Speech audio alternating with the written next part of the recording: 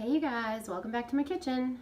Tonight I just wanted to share with you other things I've learned throughout the course of my journey, and this one is about narcissists. 2 thumbs down for the narcissists. If you are watching this video, I'm sure it's not the first one that you've watched about narcissists, so I will just cut to the chase. The narcissist, how can we sum it up?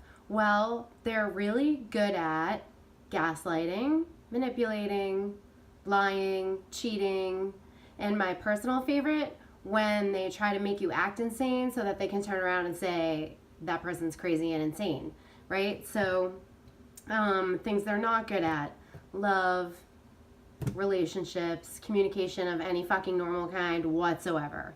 The thing that I found to be most helpful in dealing with these type of people is to remember that they project onto you what they believe, I think, is wrong with themselves, or the things that they are doing, they're actually projecting it onto you. So you can't fight with a narcissist because you can never win.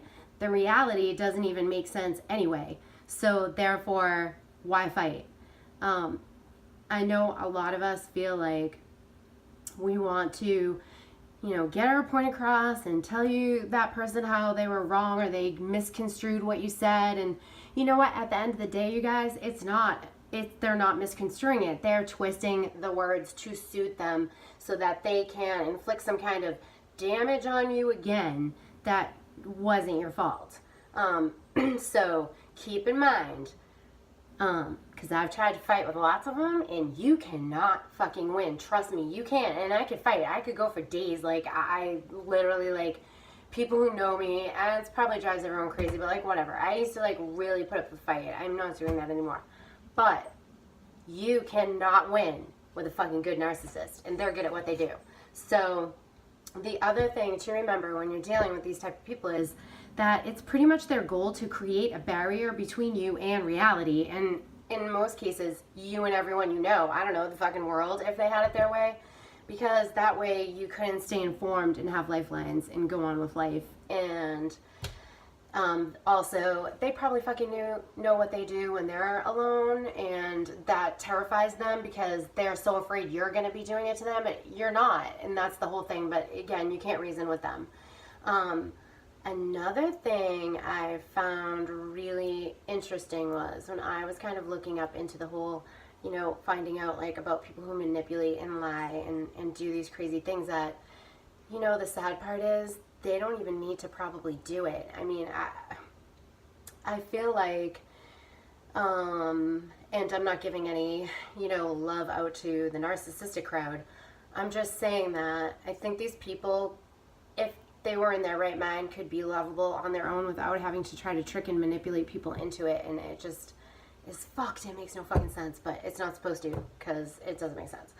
So the thing I want you to keep in mind is listen to the things they are asking you, because that really was an eye-opener for me when I started to become less defensive and listen to the words that were coming at me. And I'd done a little bit of research. I found out that most of the questions they will ask, or if you are trying to resolve anything with a narcissist, you probably know you really can't, but they will respond sometimes with questions that, like, okay, I feel a little bad because this just happened to me again with this last person, but I don't have any ill will towards him, and I am not lumping him into this category, but it was a red flag. Because my ex used to do this all the time.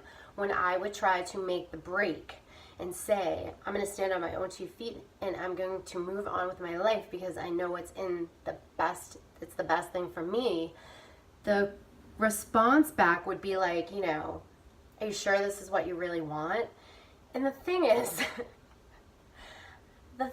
about those fucking questions, which I don't like, they're emotionally manipulative, and they make you respond and think immediately based on feelings and, emotion, instead of using your wise mind to make a decision that you're not going to take that guy's fucking shit anymore. That's all it is. It is a fucking trick. I don't know why so many people are good at this lately. I feel like it's getting worse, but when we talked the other day about how I made the timeline, I wanted to just come back to that to tell you guys that when I look at that timeline and I see for how many decades this has gone unresolved, it is, evident to me more and more every day that if we don't make a change on our own level, we will never change this because it's so out of control. But anyways, try to remember a couple things when you're dealing with a narcissist, because they are like, I feel like I can spot them. But then again, I said that about the last guy, and then he fucking got me worse than anyone else. So I guess I really didn't know that yet, but that's okay. He is good at what he does. I mean, if they were giving out narcissist prizes, he would get fucking first place. So there you go. You're welcome. You get the prize and the ribbon. And my dog is scratching me. Well, stop it. She's really annoying. Anyways, I'm going to make it short and sweet tonight because my dog's attacking me.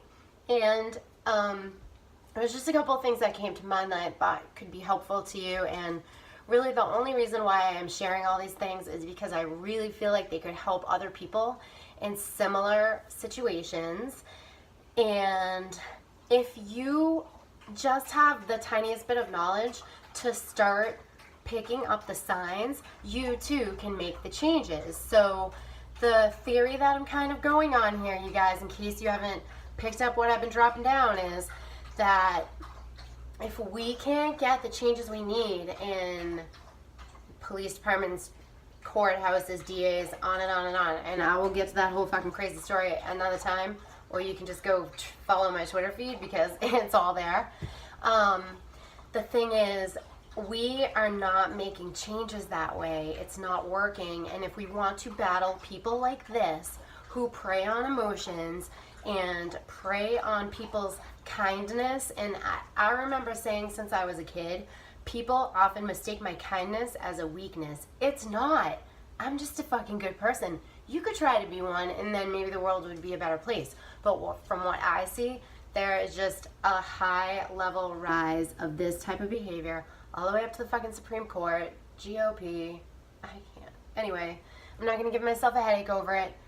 The thing is, if we can get ourselves into a positive state of mind, and there are less and less of us tolerating it and living in it and going on and on and on, wasting years of our lives, and we can bring ourselves up to a level that we know is better, and we work together, then they're going to have no choice but to fucking crawl back in the hole they came out of, because more and more people will be in tune and waking up and learning the lessons and taking what you can from it, making it work for your situation, and moving forward without that person in your life if you can. I know you can.